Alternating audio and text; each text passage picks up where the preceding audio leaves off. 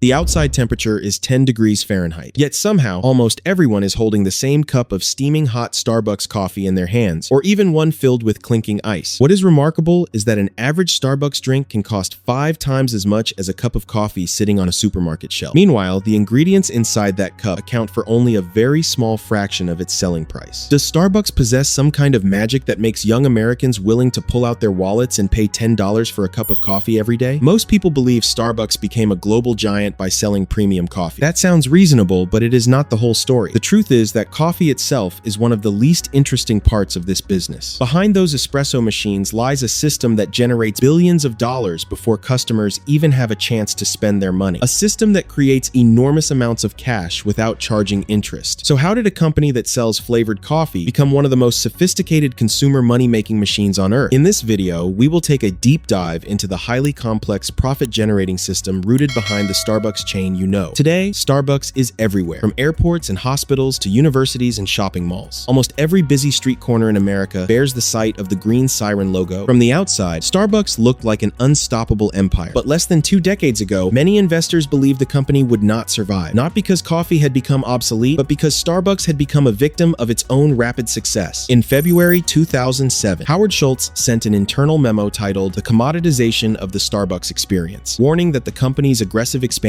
was diluting the Starbucks experience. He argued that Starbucks was losing the very thing that had once made it different: the third place, a space where customers spent time every day outside of home and work. To support growth, many stores began relying more heavily on machines and standardized processes. That helped speed up service, but it also eroded the details that defined the Starbucks identity: the aroma of freshly roasted coffee, the sound of espresso machines, and the interaction between baristas and customers. In Onward, published in 2011, Schultz admitted that the company had allowed the customer experience to become industrialized. Then the 2008 financial crisis hit. The U.S. housing market collapsed. Lehman Brothers filed for bankruptcy on September 15, 2008, and consumers began cutting back on every non-essential expense. A latte that cost just a few dollars was no longer seen as a harmless habit, but as an expense that needed to be reconsidered. In 2008, Starbucks stock lost more than 40% of its value. By the fourth quarter of fiscal 2008, the company reported a loss of $6.7 million US, its first quarterly loss since going public in 1992. Financial analysts began raising concerns about Starbucks' alarming long-term decline. And just as confidence hit its lowest point, Howard Schultz returned as CEO on January 7, 2008, replacing Jim Donald. He did not choose the conventional path of aggressively cutting prices to compete with McDonald's or other low-cost beverage chains. Instead, he did the opposite. He raised prices. Starbucks began eliminating the weakest parts of its system. In July 2008, the company announced the closure of 600 underperforming stores across the United States. Earlier, on February 26, 2008, Starbucks had done something almost unheard of in the retail industry. It shut down all of its more than 7,100 US stores for 3 hours in the evening to retrain more than 135,000 baristas on how to pull a proper espresso.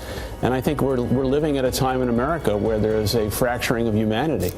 The crisis did not stop there. By January 2009, Starbucks had cut 6,700 jobs and closed an additional 300 stores. It sounded like a rather crazy and almost heretical decision, but that itself shows that Schultz understood something many investors at the time had failed to see. Fundamentally, people do not buy coffee because they lack caffeine. They buy it because they want a quick emotional reward. And it was from that realization that the company began shifting its focus from an Italian-style coffee house to a personalized beverage platform. Specialty drinks loaded with sugar, milk, and seasonal flavors, such as the pumpkin spice latte, first introduced in the fall of 2003, turned the Starbucks menu into an ecosystem of affordable luxury. Luxurious enough to make customers feel like they were treating themselves, yet still familiar and accessible enough for American consumers to embrace, even during economic downturns. And that was when the real reinvention began. But if Starbucks sells emotions, does that mean its revenue depends entirely on customers' moods? If the answer were yes, then I'd bet every breakup would send Starbucks stock straight to the moon. Just kidding. In reality, Starbucks' money-making machine is built on 3 layers: location, prepaid money, and a recurring ecosystem. It is a closed-loop cycle with virtually no gaps. Since Howard Schultz's trip to Milan in 1983, where he first encountered Italy's espresso bar culture and later acquired Starbucks in 1987, he became determined to pursue the idea of the third place. As a result, the company has always been willing to pay premium prices for locations with heavy pedestrian traffic, including airports, train train stations, shopping centers, and university campuses. A store in Manhattan does not simply sell lattes. It functions as a living billboard, displaying the siren logo thousands of times every day. Starbucks does not acquire retail space to sell cheaper coffee. It acquires retail space to purchase the habit of consumers repeatedly passing by the brand. And the ways Starbucks makes money based on that model are remarkably sophisticated. First, Starbucks does not wait until customers finish their drinks to get paid. It gets paid up front. The My Starbucks Rewards program was launched in 2009, and by 2015, mobile order and pay had turned the Starbucks app into a daily habit for millions of Americans. At its core, this is a gift card and Starbucks Rewards app ecosystem. When users preload $20 to $50 into the app in exchange for conveniences such as skipping long lines and receiving a free birthday drink, they are inadvertently providing Starbucks with an interest-free loan. October and December, it said something like $3 billion of value is loaded onto these cards. By the first quarter of fiscal 2024, Starbucks reported that its active U.S. membership had reached 34.3 million people. When tens of millions of customers preload money into the same system, Starbucks gains access to a massive pool of cash before a single cup of coffee is brewed. Starbucks can then use this money to reinvest, expand its store network, or deposit it in banks to earn interest, all without customers being fully aware of it. Eventually, it is a liability if someone chooses to use it, and you will find that in lots of gift card programs, there are plenty of people who never use it. Next, Starbucks does not make most of its money from coffee beans. It makes money by turning a single beverage into a series of small upgrades. An extra shot of espresso, cold foam, caramel syrup, oat milk, matcha. Each addition may increase the bill by only a few cents to a little over $1, but the profit margins on these add-ons are often far better than those on the core ingredients. That is why a drink can start at a reasonable price, yet end up at a level that customers still perceive as justified. Starbucks does not force anyone to spend more. It designs its menu so that customers voluntarily upgrade. And the takeaway cup is the perfect tool for that strategy. Convenient, consistent, easily recognizable, and attractive enough to turn carrying a cup of coffee into part of a person's identity. And finally, there is the goal of building a self-contained, closed ecosystem. From the outside, Starbucks is simply a coffee chain, but underneath, it is made up of multiple layers of control stacked on top of one another. Coffee sourcing, roasting, store design, the app, the loyalty program, behavioral data, and a network of franchise stores. As of the end of fiscal year 2023, Starbucks had 38,038 stores worldwide. Approximately 52% were company-operated, while 48% were licensed stores. These licensed stores are commonly found in airports, hospitals, universities, and supermarkets, where Starbucks does not have to bear the full cost of the real estate while still maintaining control over brand standards, the menu, and the customer experience. The company also maintains tight control over its supply chain, from farm to coffee counter, including the CAFE practices program that Starbucks introduced in 2004 to standardize sourcing. A very clear example of this level of control occurred on May 29, 2018, when Starbucks closed approximately 8,000 company-operated stores across the United States for one afternoon to conduct anti-bias training following the arrest of 2 black men in Philadelphia. Not many retail brands can suspend operations nationwide solely to protect the brand experience. Starbucks was able to do so because it does not merely own the stores, it owns the entire operating system behind them. When these 3 layers are combined, Starbucks no longer resembles a coffee shop. It looks more like a consumer platform with prepaid cash flow, recurring revenue, and a level of experience control rarely seen in retail. Customers simply think they are buying a latte, but that latte then becomes a piece of a much larger cash flow engine operating behind the scenes. If Starbucks' profit engine stopped there, you would probably ask yourself, so how does the company get customers to come back every day as a habit? Exactly. In finance, every transaction generates revenue, but only a repeated habit creates long-term value. And Starbucks has spent many years turning a visit to the store into an almost automatic reflex. Take a look at a typical afternoon in America. Around 2:30 or 3 o'clock in the afternoon, when office workers begin to hit their energy low point, emails are still waiting to be answered, the last meeting of the day is still ahead, and the brain wants only one thing, something to help it stay alert. Right at that moment, the phone vibrates. Double stars today. Try our new seasonal drink. Get 50 bonus stars with your next purchase. 23. Right now, 150 stars buys you a free drink.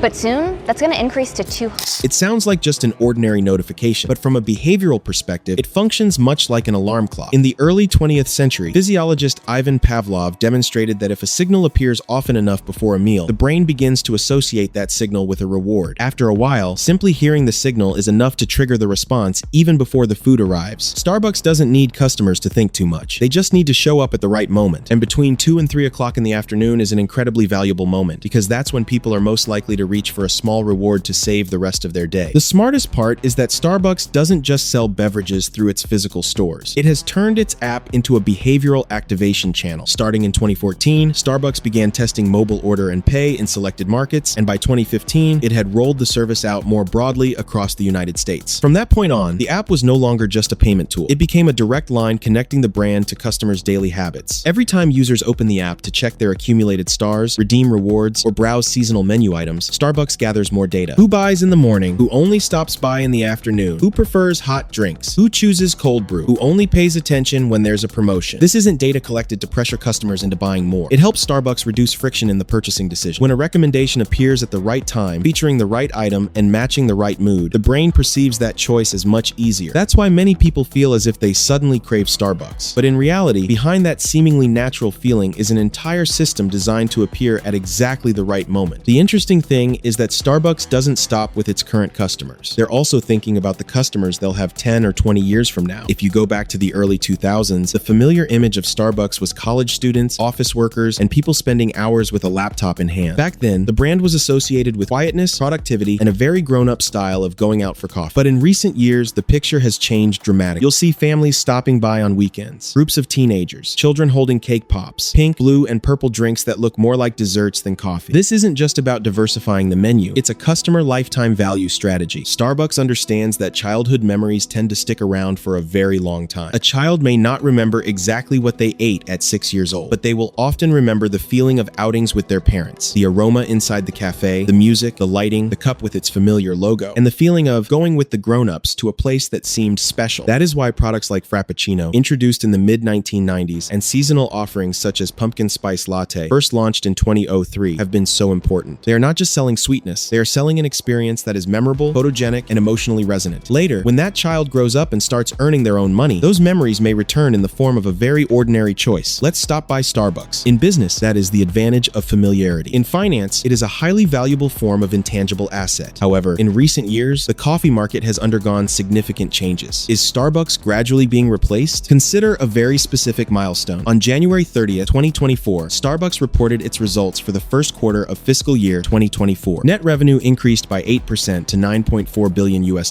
but global comparable store sales declined by 4%. In the United States, comparable sales fell by 3%. In China, they declined by 11%. In other words, the company was still generating more revenue, but not because more customers were coming through the doors. Part of the growth came from higher menu prices, while another part came from the strength of its store network and digital platform. There is also another layer of revenue that receives far less attention: balances on gift cards and digital wallets that are never fully redeemed. In its annual reports, Starbucks continues to recognize this breakage as a legitimate source of revenue. That is, money customers have loaded in advance but never fully exchanged for beverages. This is precisely what a digital ecosystem looks like. Customers preload funds, then either forget to use the entire balance or never spend it completely. For a consumer-facing business, that too is a source of profitable cash flow. Therefore, many investors today no longer view Starbucks as a high-growth stock. They see it as a mature business that generates stable cash flow, pays dividends, has the capacity to repurchase shares, and possesses sufficient pricing power to withstand short-term shocks. Despite its size and strength, Starbucks still has some obvious limitations, and culture is one of them. In Australia, Starbucks learned an expensive lesson. The company entered the market in 2000, but by 2008 had been forced to close 61 of its 84 stores because the American-style coffee model could not compete with the independent cafe culture, where people were accustomed to flat whites, properly crafted espressos, and small community-oriented cafes rather than global brands. In Italy, where Howard Schultz originally found inspiration for Starbucks, the company did not open its first store in Milan until September 2018, and even then, it was a reserve roastery designed more as an experience destination than a typical coffee shop. That says a great deal. Even in the birthplace of espresso, Starbucks could not enter as an everyday habit. It could only exist as a special experience. At Starbucks and many other global brands, the challenge becomes even greater in Vietnam and across much of Southeast Asia. Here, coffee is not just a beverage, it is a way of life. A glass of iced milk coffee, traditional Vietnamese drip coffee, or bold Robusta coffee is deeply embedded in everyday consumer habits. Starbucks still has a place in the market, but it must compete with local chains that understand regional tastes better, offer more affordable prices, and feel more connected to the street culture. When a traditional cup of coffee can cost several times less, a global brand is no longer an absolute advantage. This inadvertently leads to an important question: how long can a business model built on this sense of perception continue to thrive? As younger generations place increasing value on authenticity, as local brands continue to grow stronger, and as consumers become more aware of how companies use data to shape behavior, will Starbucks still be able to maintain its current appeal over the next 10 or 20 years? If you found this analysis helpful, please leave a comment below, and don't forget to let us know which brand you would like us to analyze next. Bye guys. Next.